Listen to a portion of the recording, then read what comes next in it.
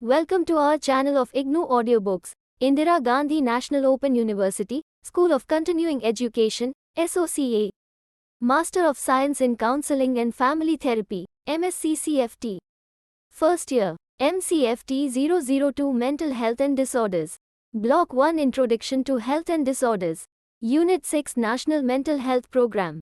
6.1 Introduction. Mental disorders are significant public health issue and pose a tremendous socio-economic burden on community. Neuropsychiatric conditions have an aggregate point prevalence of about 10% for adults. About 450 million people are estimated to be suffering from neuropsychiatric conditions worldwide. In 1990, mental and neurological disorders accounted for 10% of the total loss due to all diseases and injuries. This increased to 12% in the year 2000 and an analysis of trends indicates that the burden will further increase to 15% by the year 2020. The resources available to tackle the huge burden of these disorders are insufficient, inequitably distributed, and inefficiently used, which leads to a treatment gap of more than 75% in many countries with low and lower middle incomes. In India, the prevalence estimates vary between 5.82% to 7.3%. In terms of absolute number suffering from mental illnesses, the prevalence estimate throws up a huge number of about 7 crore persons.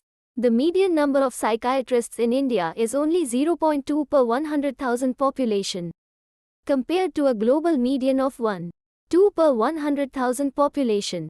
Similarly, the figures for psychologists, social workers and nurses working in mental health is 0.03, 0.03 and 0.05 per 100,000 population respectively, as compared to a global median of 0.60, 0.40 and 2.00 per 100,000 population respectively. As against an estimated requirement of 11,500 psychiatrists, 17,250 clinical psychologists, 23,000 psychiatric social workers, PSWs, and 3,000 psychiatric nurses only. Approximately 3,000 psychiatrists, 500 clinical psychologists, 400 PSWs and 900 psychiatric nurses are available at present. The estimated figure is calculated using a norm of 1 psychiatrist per 100,000 population, 1.5 clinical psychologist per 100,000 population, 2 psychiatric social workers per 100,000 population and 1 psychiatric nurse per 10 psychiatric beds. The existing training infrastructure in the country produces approximately 320 psychiatrists, 50 clinical psychologists, 25 PSWs and 185 psychiatric nurses per year. Poor awareness about symptoms of mental illness, myths and stigma related to it, lack of knowledge on the treatment availability and potential benefits of seeking treatment are important causes for the high treatment gap. Most of the data currently available on the epidemiology could be considered as the lowest estimate and only as the tip of the iceberg, and still a large amount of illness is lying undiagnosed or misdiagnosed. Objectives. After studying this unit, you will be able to understand the different types of mental health problems. Explain the objectives of National Mental Health Program and discuss the National Mental Health Program during the 10th and 11th 5-year plans. 6.2 Types of mental health problems. The various types of mental health problems are discussed below. 1. Severe mental disorders. The prevalence of severe mental disorders has been estimated to be around 2% of the population by different authorities. Severe mental disorders generally included schizophrenia, bipolar disorders and severe depressions. Depression of any type is now a part of common mental disorders, CMDs, and therefore tends to be included under that group. Severe mental disorders should include organic disorders like dementias, which by themselves are increasing sharply. Dementia has been estimated to be around 1.36% in above 65 years age group in a community sample in Delhi. Dementia rates in other part of the country have varied between 2.7% in urban Chennai, 3.5% in rural Tirupurur and 3.4% in Tiruvanniyur, Kerala. 2. Common mental disorders.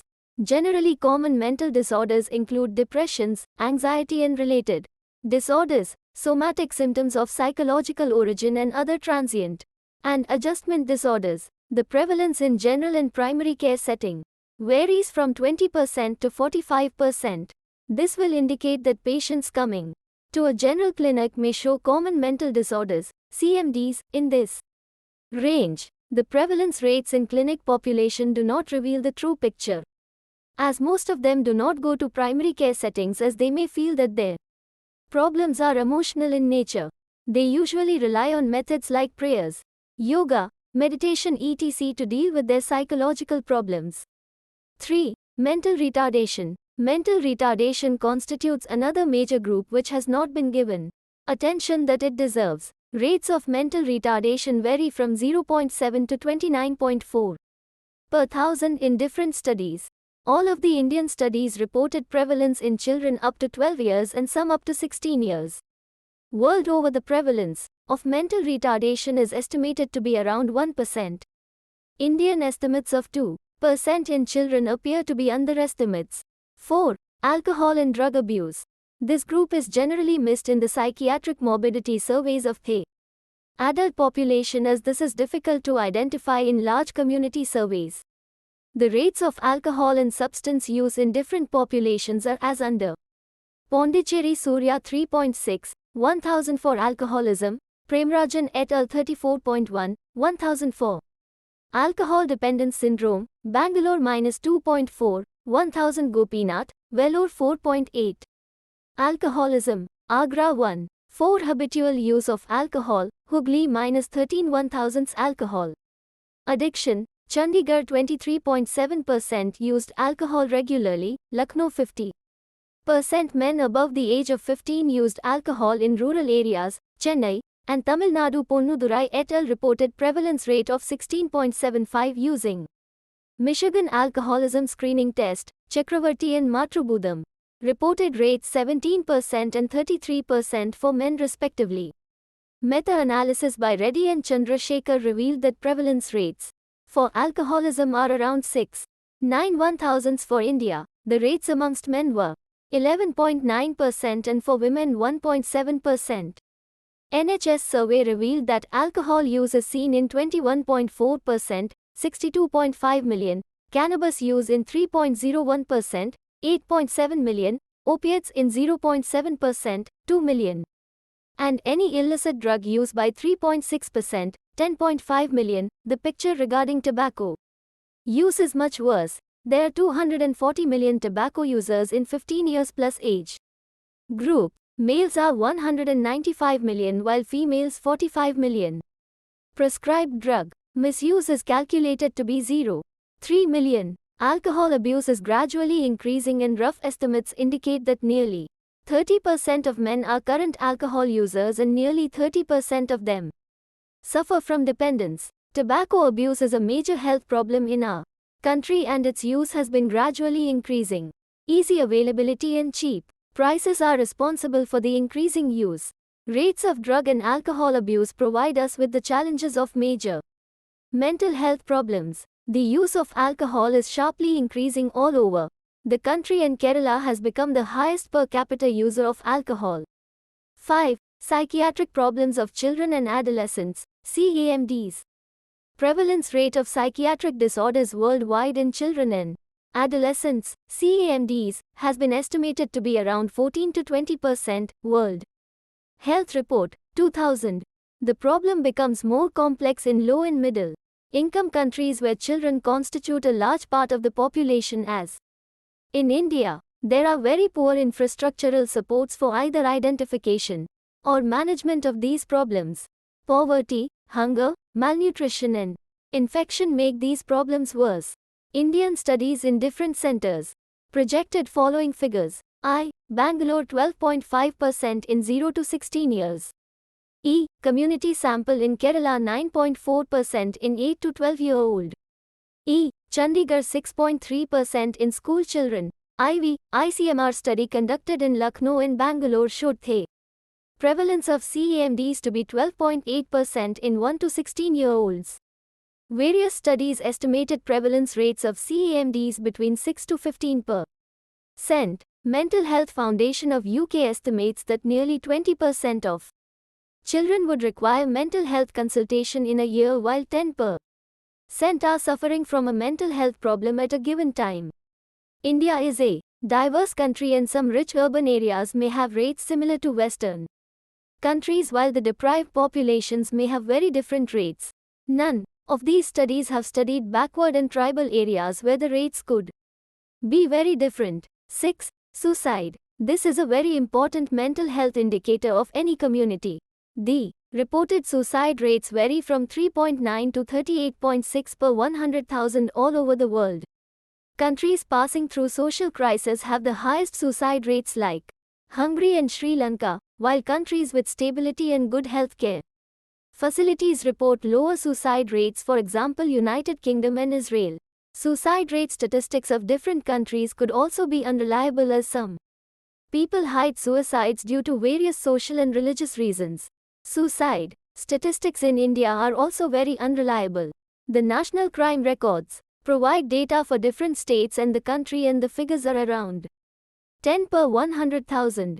Individual investigators reported rate of 29 100,000 for Jhansi, 43.4 100,000 for rural West Bengal, 33 to 35 100,000 for Bangalore. Suicide statistics in India also show peculiar excess of women in the younger age group. The higher suicide rates for women were reported in Gujarat. 50 years ago, the suicide rates have been always more in men in most of the world. But this peculiar increase found among Indian women points towards psychosocial problems faced by women in our country.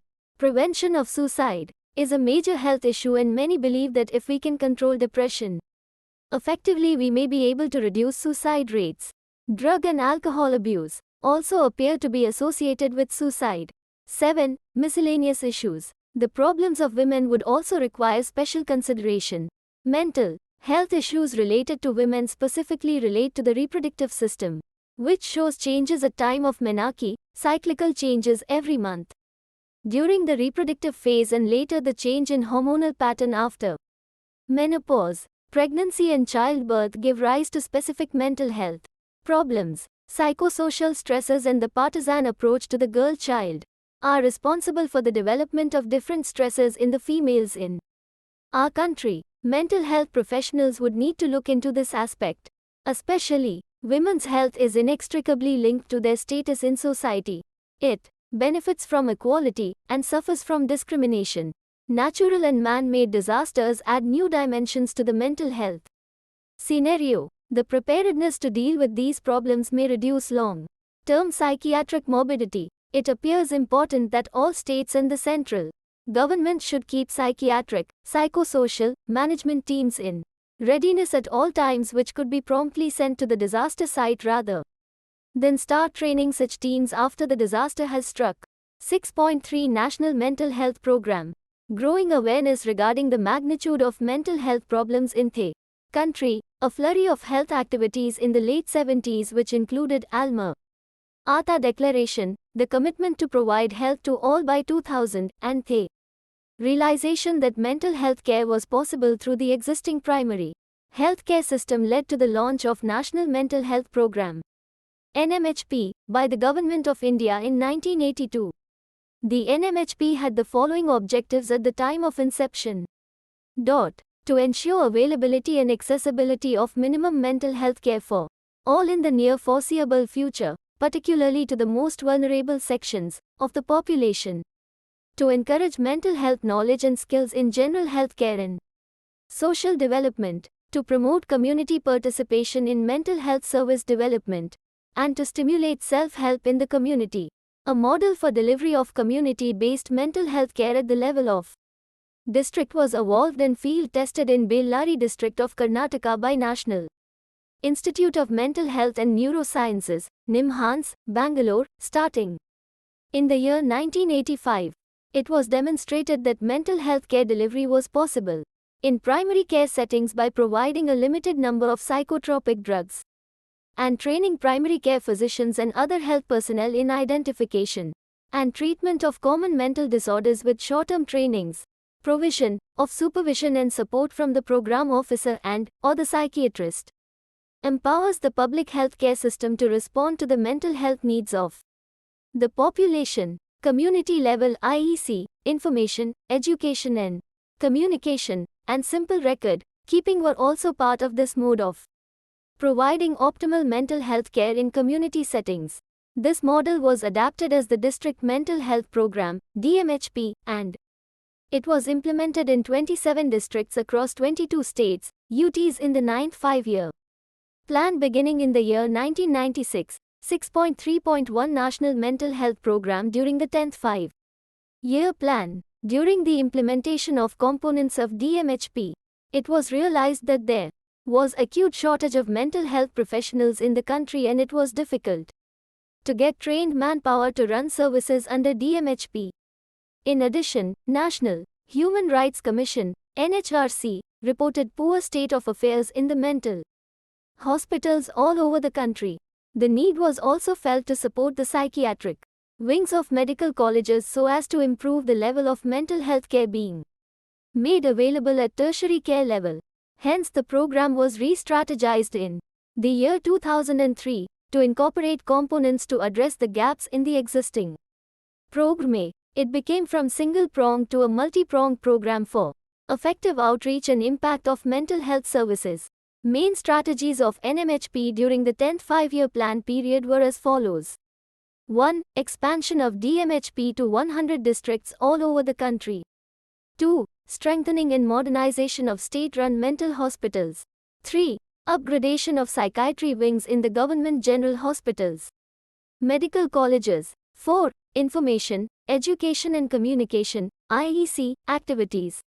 5. Research and training in mental health. District Mental Health Program, DMHP, was evaluated by NIMHANS, Bangalore, in 2002, and it was found to be effective as a model of community mental health care, whereas mental health care was getting integrated into general healthcare system and facilities for treatment of mental disorders were being made available close to the community. One of the objectives was to decrease the stigma attached to mental illness and institutional care. 6.3.2 Status of NMHP at the end of 10th five-year plan. Targets achieved at the end of 10th five-year plan are as under.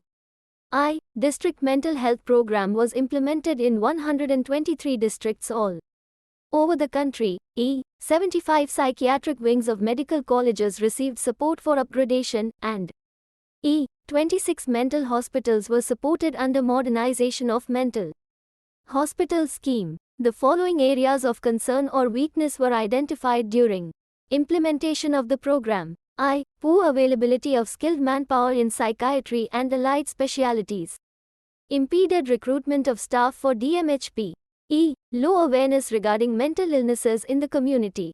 E. Stigma attached to mental illnesses and institutional care. IV. Lack of coordination between state departments, for example DMHP being implemented through the Medical Education Department and District Health System coming under the Health Directorate. V. Lack of community involvement. V. Non-availability of standardized training manuals or modules. V. Many aspects of mental illness were not being addressed at the district and sub-district level, for example suicide prevention, workplace stress management, school and college counseling etc. and V. The minuscule trained manpower available for mental health services was largely concentrated in the urban areas. The following issues and challenges were identified. Expansion of DMHP and enhancement of visibility at grassroots level by intensive IEC activities.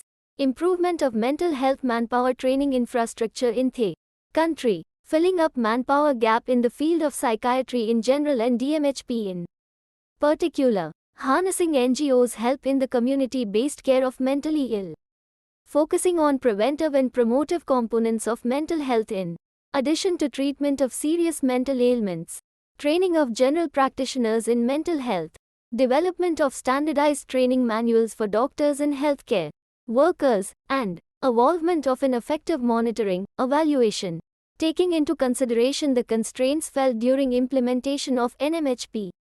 During the 10th plan period and learnings, the strategies for 11th five-year plan were developed through a series of consultations with the state nodal officers and other stakeholders. It was strongly felt that there was an urgent need to meet the acute shortage of manpower in mental health in the country. 6.4.1 District Mental Health Program, DMHP. Accordingly, the strategies for 11th plan were revised and District Mental Health Program was one of its components.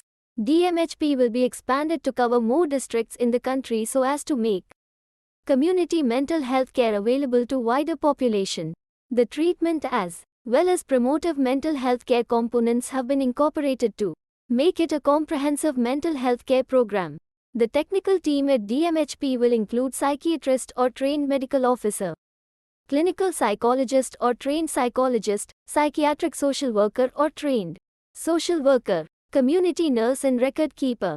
The team will provide secondary level mental health care at the district level as well as will be responsible for training and supervision of general health staff in the district so as to facilitate the delivery of primary level mental health care through the general health system. District team will be based at the district hospital. In addition, a 2-member team consisting of a program manager and a program assistant would form the managerial team for coordination and implementation of DMHP activities at the district level. This will be made available under the National Rural Health Mission, NRHM. This team will implement and monitor the activities of NMHP at the district and sub-district level. A psychiatrist, and in his or her unavailability, a medical officer is to be deputed or recruited as Program Officer Mental Health, POMH, for each district. In case of a medical officer being taken as the program officer, he would be trained in psychiatry and organizational skills for 4 months at identified institutions. In addition to existing components of DMHP, which were focused on severely mentally ill, new components like suicide prevention, workplace stress management, adolescent mental health, school and college counseling services, which could benefit larger section of society, will form part of services to be provided by DMHP during 11th 5-year plan. Activities under DMHP. The various activities covered under DMHP are 1. Mental health services. I. Early detection and treatment. Identification and treatment of common mental ailments using the commonly available drugs would be made available at the PHC level under the program. The medical officers would keep a simple record of patients being treated in designated pro forma for monthly reporting. The DMHP team would provide supervision and referral support in collaboration with nearest available psychiatrist. E. Life skills training and counseling in schools. The present education is achievement-oriented rather than child-centered. It does not address the needs of all the children or adolescents who, in spite of various levels of scholastic competence, are capable of learning and need to develop those abilities or skills which are needed to live an effective and healthy life, coping with adversities in an effective manner. Life Skills Approach, LSA, promotes empowerment of the adolescents. There is growing evidence of increased rates of adolescent behavior problems and suicides, crime, violence, sexual permissiveness, drug abuse, academic competition and school dropout are on the rise among the youth. An empowered adolescent has the competence to cope with the challenges of life using the available resources even amidst such adversities. Life Skills Education, LSE, is one such program that can be used as a base for various health promotional activities like prevention of tobacco or other drug use, teenage pregnancy, dealing with violence etc. The life skills, which need to be taught at the school's level especially to adolescents, are critical thinking, equipped to cope with the same. E. Counseling service in colleges. A significant proportion of students in colleges have recognizable mental disorders in the form of depression, anxiety, somatoform disorders, adjustment disorders, personality disorders and alcohol and drug abuse. Many more students may be suffering from subclinical symptoms and emotional disturbances. These contribute to the observable behavioral abnormalities including aggression, ragging, being hostile to others, hopelessness and helplessness, apprehensions, severe examination fear, conduct problems like lying, stealing, running away from home, criminal activity, sexual promiscuity and immoral sexual activities, alcohol and substance abuse and addictions. absenteeism, irregularity in attending the class, dropping out from the course, poor performance or failure in the examination, having medically unexplained somatic symptoms, often getting sick, accident proneness and suicidal attempts. These will be addressed by training of existing counselors or teachers in colleges so as to equip them with skills for early identification and management of such problems by counseling and appropriate referral. IV. Workplace stress management. The present-day working environment generates a lot of stress due to high expectations, poor time management, and target-oriented approach. High stress levels are found among top-level executives as well as low-level workers. Workshops for stress management would be conducted at identified workplaces by the DMHP team or GO or voluntary organization partners using standardized training manuals. Suicide prevention services. The demanding atmosphere, pressure to perform better, struggle for survival in adverse circumstances, and other such environmental factors lead to increased tendency of suicide. Timely management of such situations can prevent most of suicides and loss of precious lives. The District Counseling and Crisis Center to be established in collaboration with NGOs or other identified partners would provide help through a helpline or counseling services. Role of GO or governmental organizations partners. NGOs will be involved in implementation of various activities of DMHP. 2. Training. All the medical officers and health staff of the district would be trained to provide basic mental health care at the community level. Support and referral services would be available in the form of program officer or psychiatrist at the district level. Grassroots level health workers would be trained for early identification of mental illness and appropriate referral. 3. IEC activities. There would be extensive IEC activities as part of behavior change communication, BCC, regarding the signs and symptoms of mental illness and the availability of services under DMHP. Specific BCC strategies would be developed focusing upon the needs of the district in consultation with district IEC officer and other program partners. GO governmental organizations, partners would play main role in organizing IEC activities. 6.4.2 Manpower development schemes in mental health. Shortage of qualified mental health professionals was a major constraint in effective implementation of NMHP during the 10th five-year plan.